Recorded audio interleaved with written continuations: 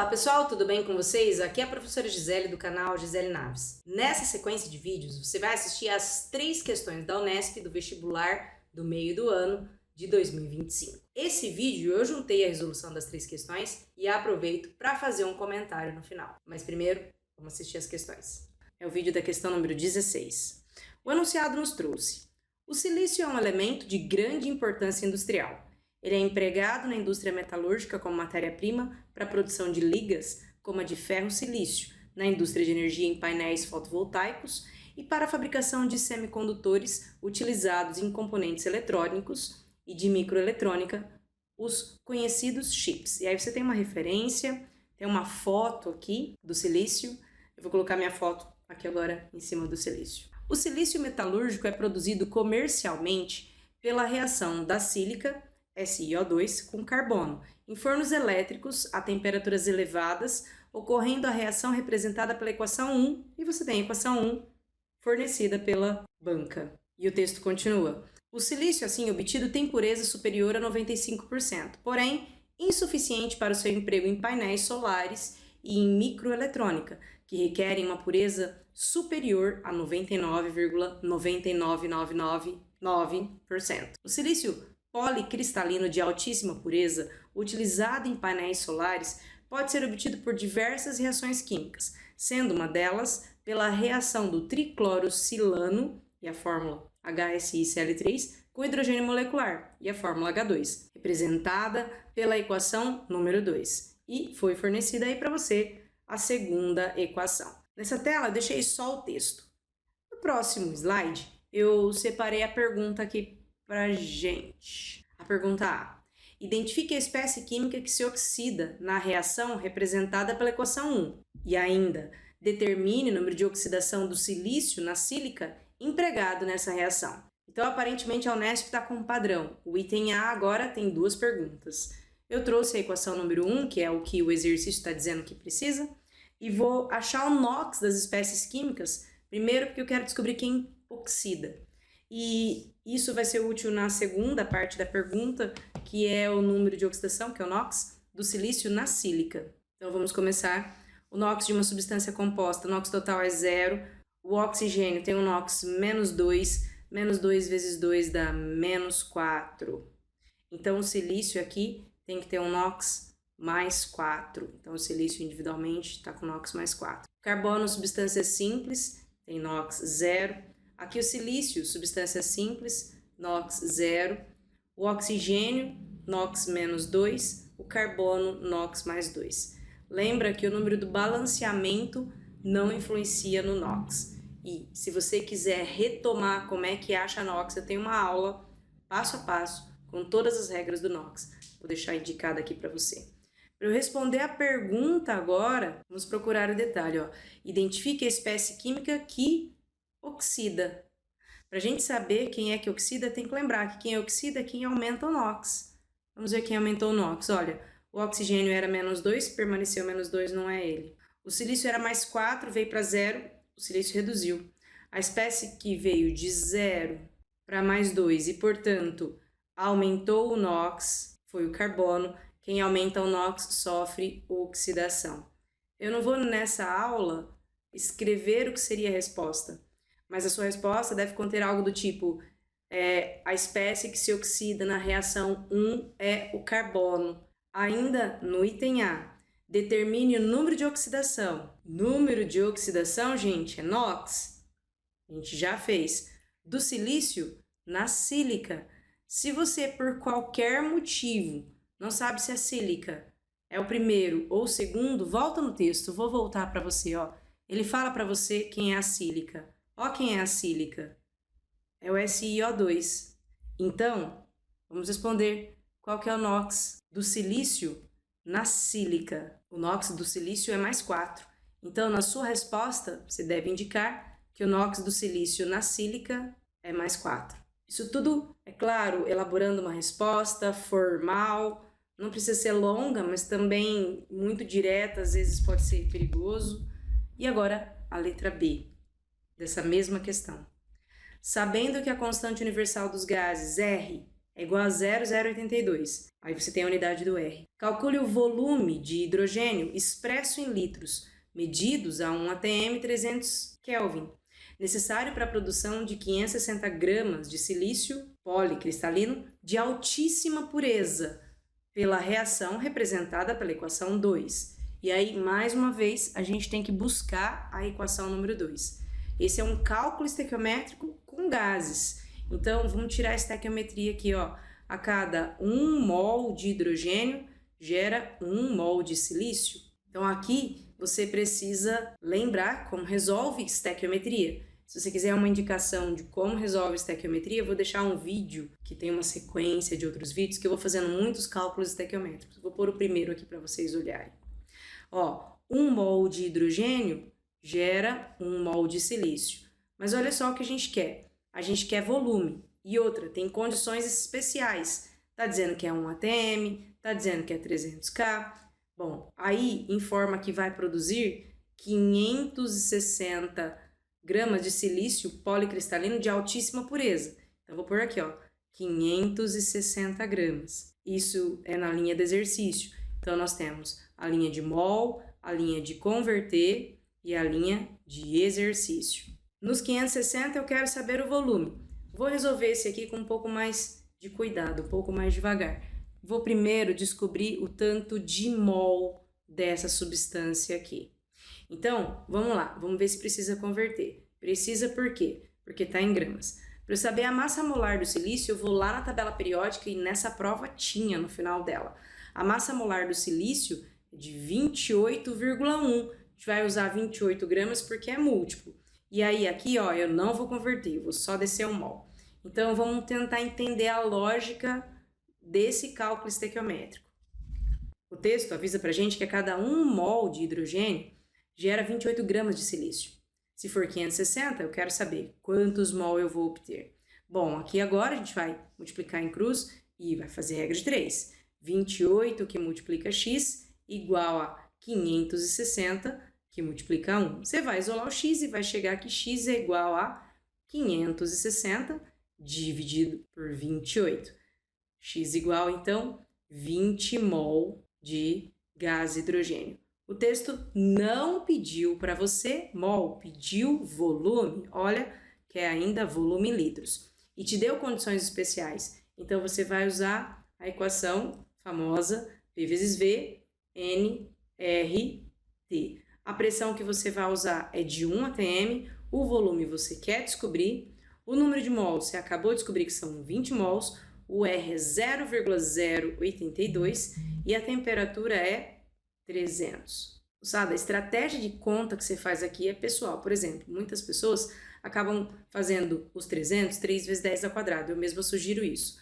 O 0,082 transforma em 8,2 vezes 10 a menos 2 para se livrar dos zeros e da vírgula. Fica com 24,6, depois vezes 20, e vai chegar que o volume é de 492 litros de gás hidrogênio. Então, na hora de montar a resposta, a explicação é o próprio cálculo. Eu só começaria a resposta do item B indicando cálculo do volume de hidrogênio, 2 pontos, e a estequiometria, a equação e tudo mais. Isso cabe no espaço de resposta que você apresenta. Essa prova aconteceu nesse fim de semana e estou gravando essa questão aqui para os inscritos do meu canal. Espero que ajude o pessoal que prestou o vestibular agora do meio do ano. E também que ajude as pessoas que vão estudar para a prova da Unesp do final do ano. A prova do meio do ano ela funciona como um simulado. E espero que aqui você aproveite para fazer revisão de NOx, estequiometria e de gases. É a questão número 17. E ela trouxe esse enunciado que eu vou ler agora com vocês. Considere as seguintes informações sobre o ácido benzoico e a fórmula molecular dele. Um composto de grande importância para as indústrias química, alimentícia e farmacêutica. Informação número 1. Reage com álcool formando diferentes compostos empregados como aromatizantes artificiais. Informação 2. Em água, ioniza-se, originando solução aquosa ácida segundo o equilíbrio, e você tem o equilíbrio do ácido e os seus íons. Informação número 3. Uma solução aquosa, 0,01 mol por litro, de ácido benzoico, apresenta um pH 3 a 20 graus Celsius. e as perguntas. A pergunta A: escreva a fórmula estrutural do ácido benzoico, indicando todas as ligações químicas entre os átomos dessa substância. E ainda na A: dê o nome da função orgânica oxigenada presente no composto formado pela reação entre o ácido benzoico e o etanol. E na letra B: escreva a expressão da constante Ka do equilíbrio de ionização do ácido benzoico e ainda calcule o valor aproximado dessa constante a 20 graus Celsius com base nos dados fornecidos. Bom, tem 4 perguntas, está escrito só 2 itens, mas aí tem 4 perguntas, tem 4 temas sendo abordados para vocês. Então eu vou fazer o seguinte, eu vou num novo slide, só o item A, vamos olhar para cá e responder isso. Escreva a fórmula estrutural do ácido benzoico. Na minha sugestão de resposta, você vai escrever fórmula estrutural do ácido benzoico, 2 pontos, e você vai montar ele. Eu aqui vou só montar o ácido benzoico, só para ajudar você a lembrar como é que ele é, só o seu pensamento. Então, o ácido benzoico tem o benzeno, vou representar ele simplificadamente aqui, e um ácido carboxílico, lembra?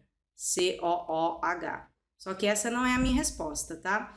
A minha resposta eu preciso apresentar, olha só, a Unesp fez questão de que você mostre todas as ligações. Então, vou começar com o benzeno. Lembra que o benzeno tem dupla simples alternada. Então, eu vou fazer isso, olha, dupla simples, simples, dupla e simples. Os carbonos têm uma ligação com o hidrogênio, e eu vou colocando aqui. E em um dos carbonos eu vou colocar o C-OH. Eu vou organizar, ó, C-OH. Não esquece de fazer O simples H. Porque a questão pediu para que eu mostrasse todas as ligações. Então, isso aqui é o meu gabarito. Eu não devo apresentar isso aqui. Vou deixar de fora, ó. Esse é o gabarito da primeira parte do item A. Essa aqui é a sua molécula de ácido benzoico, com todas as ligações entre os átomos dessa substância. Agora, eu vou fazer a segunda parte. Dê o nome da função orgânica oxigenada presente no composto formado pela reação do ácido benzoico com etanol. Se você estudou um pouco de química orgânica, você sabe que a reação entre um ácido carboxílico e um álcool é formador de éster. É uma reação de esterificação. A questão está só me pedindo a função orgânica. Então, a função orgânica oxigenada é éster. Então, vou anotar lá na resposta, a função é o éster. O texto, o enunciado, a banca não me pediu a reação. O gabarito é esse. Se tivesse me pedido a reação, e o meu papel aqui tá como de uma professora que vai te orientar a responder a questão, mas também a pensar no exercício, eu gostaria de contar, vou até deixar nesse cantinho, como seria essa reação. Aí eu vou montar o ácido benzoico simplificado. Olha, ácido benzoico aqui, ó, C-OOH com etanol. Na reação com etanol, ó, vou pôr aqui uma hidroxila virada para outra hidroxila. Então, eu vou sugerir que você tente se lembrar. Quando você tiver a reação de um ácido carboxílico com um álcool, as hidroxilas ficam viradas uma para a outra. E aí, nessa reação, a gente vai tirar a água, ó, só tirar o OH aqui e o H aqui. Juntos, eles formam a água. Daí, para formar a substância que me interessa, eu vou juntar. É como se eu tirei a água, ficou peça sobrando, eu encaixo o que sobrou. Então, ó, vou até encaixar assim aqui o que sobrou, ó. Sobrou o benzeno, aqui, ó, C-O, aí saiu o OH, saiu esse H também, encaixa esse O aqui, ó, e esse O que tá aqui é o que tá aqui agora, e segue, ó, um CH2, CH3, não esquece de responder que também gera água, se fosse pergunta do exercício. Aqui, a banca só te perguntou o nome da função orgânica oxigenada presente no composto formado pela reação do ácido benzoico com etanol. Tá aqui. Que função é essa? Função éster. Por isso, resposta só éster. Eu quis te mostrar como é a reação, mas não era necessário. A pergunta foi só o nome da função. Agora, vou mostrar para vocês o item B da pergunta. Escreva a expressão da constante Ka do equilíbrio de ionização do ácido benzoico. Se você não lembra, lá nas informações do ácido benzoico tinha a ionização. A informação 2, eu até trouxe ela aqui para você, só para organizar o seu pensamento. Ó, eu trouxe ela aqui, você não precisa pôr ela na resposta. E aí eu vou marcar com vocês quem é o reagente, quem é o produto aqui. Vou fazer cores assim, ó. Os reagentes eu vou pincelar de azul, ó, e isso é o reagente. Fica na esquerda da sua fórmula. Vou pincelar aqui de amarelo o produto, tá aqui, ó, o H+, e o C6H5CO- é o produto. Ok, agora deixa eu organizar a resposta da minha questão. Tem duas perguntas também. Então, como que eu faria essa resposta? Primeiro eu colocaria a expressão da constante Ka igual a, então eu colocaria isso, só uma orientação na resposta, Ka igual. Bom, o que você precisa lembrar? Que as constantes de equilíbrio químico são produto em cima, reagente embaixo. E o produto, ó, quem é? H+, que multiplica C6H5COO- nos colchetes, porque a gente quer dizer concentração. Então, ó, concentração dos produtos em cima dividido pela concentração dos reagentes, que é o C6H5COOH. A gente, com isso, respondeu a primeira parte, porque a primeira parte era escreva a expressão da constante Ka do equilíbrio de ionização do ácido. Essa é a equação de ionização do ácido, essa é a constante Ka. Então, só isso, eu só orientaria a resposta, para não ser muito direto, e esse é o Ka.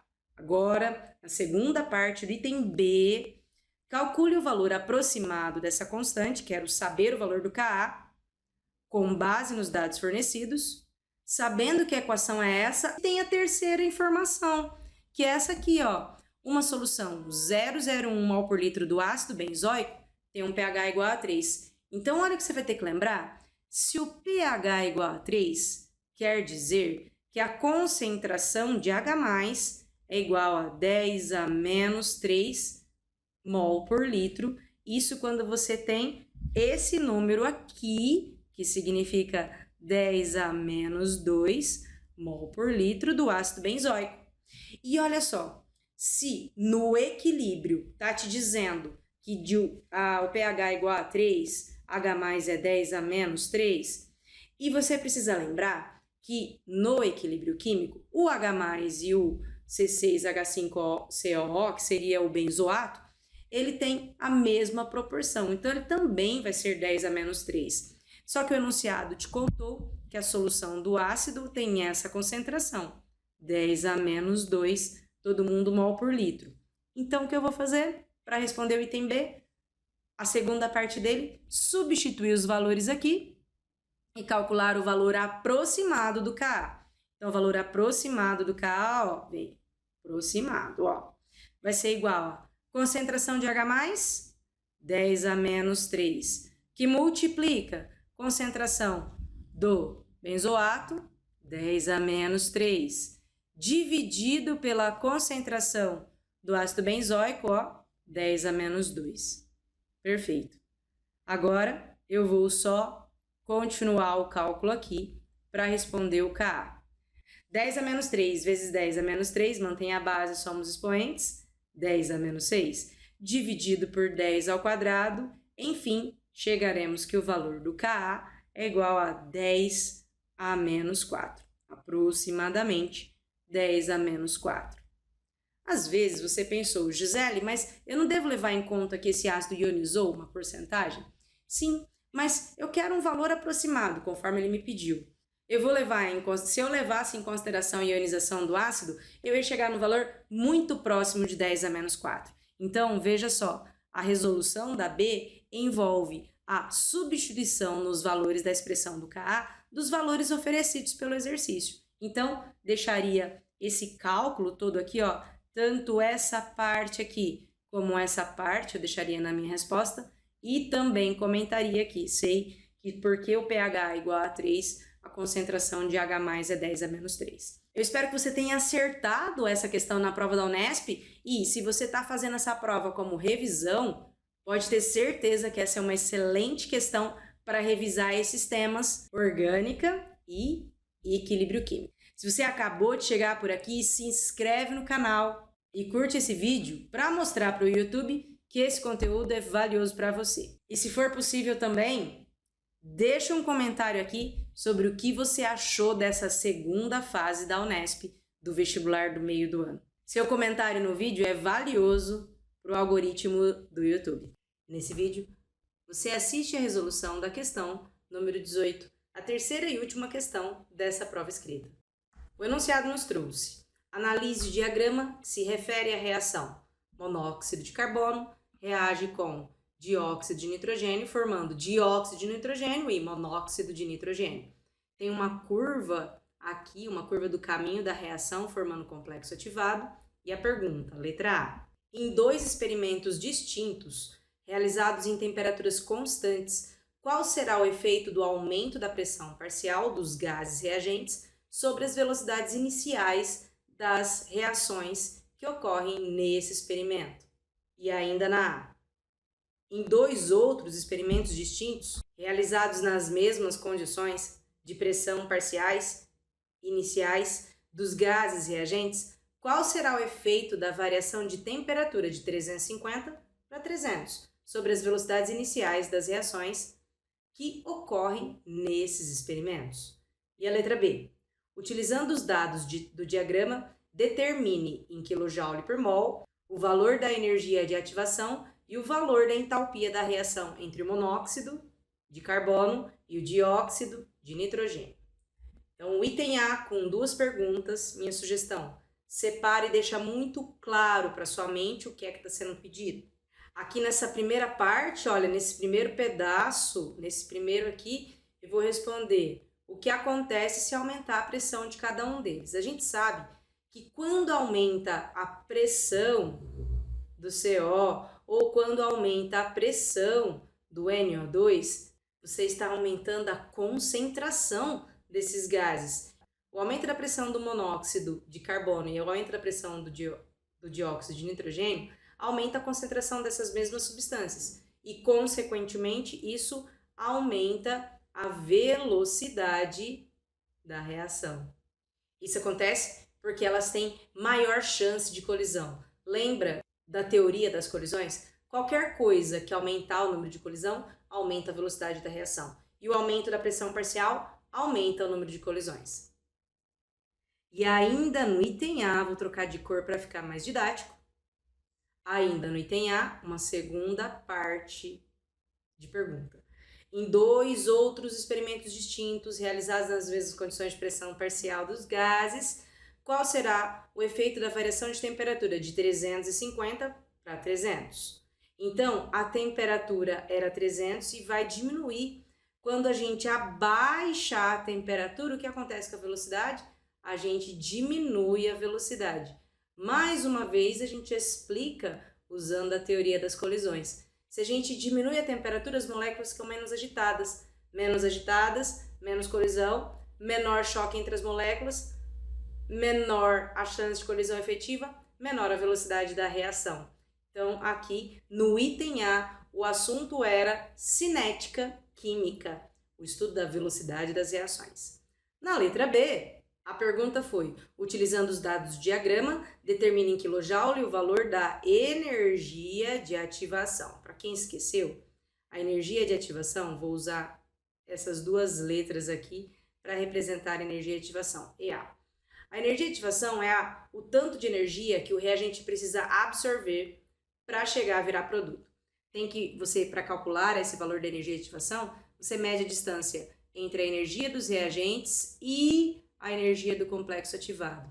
Aqui está o valor da energia de ativação. Como foi de 0 até 138, eu vou dizer que o valor da energia de ativação dessa reação é de 138. Aí você só precisa copiar a unidade que está aqui. Está escrito em kJ, então você vem e coloca a unidade, porque é importante você colocar a unidade, kJ por mol. Ainda no item B te pediu também, então o hábito de fazer muitas perguntas de uma só, né? O valor da entalpia da reação. Aqui estão te pedindo, sabe o quê? O velho ΔH. Então, se estão te pedindo ΔH, você tem que medir o valor da entalpia dos reagentes até a energia dos produtos. Tá aqui. Como a reação está saindo de zero e chegando em menos 225, aqui está o nosso ΔH, é uma reação que está para baixo, lembra? Ó, para cá. Então, quer dizer que é uma reação exotérmica e o ΔH dessa reação é de menos 225 kJ por mol, como a gente pôde observar no gráfico. Eu espero que você tenha conseguido acertar essa questão, se você estava prestando esse vestibular, e se você está usando essa prova como revisão, foi muito bom ter aparecido para você estudar esse tipo de assunto. Não pode esquecer, cinética química e termoquímica, sempre assuntos muito importantes para vocês. Agora que você já concluiu a resolução da questão, vamos ver o que apareceu em cada uma dessas questões. A questão 16 abordava NOx, estequiometria e gases. A questão 17 abordava química orgânica, constante de equilíbrio químico e também pH. A questão número 18 abordou cinética química e cálculos de termoquímica, ΔH. Foi uma prova muito boa para aqueles que estão aproveitando a prova que a Unesp acabou de fazer para simulado, para estudar. A gente revisou bastante coisa diferente aqui. Acho que foi uma prova gostosa de fazer, gostei da questão, das questões. Elas foram um pouco mais complexas que as questões da prova teste. A prova teste teve uma questão difícil, uma chata. Aqui foram todas questões muito boas de fazer, muito gostosas de resolver, interessantes para estudar. Acho que é uma prova que vale a pena o estudante pegar para revisar, para se preparar para a prova da Unesp do final do ano. E acaba que esse é o objetivo da maior parte das pessoas que passam por aqui nesse canal. Bom, esse vídeo fica por aqui. Eu vejo vocês nos próximos vídeos e até mais!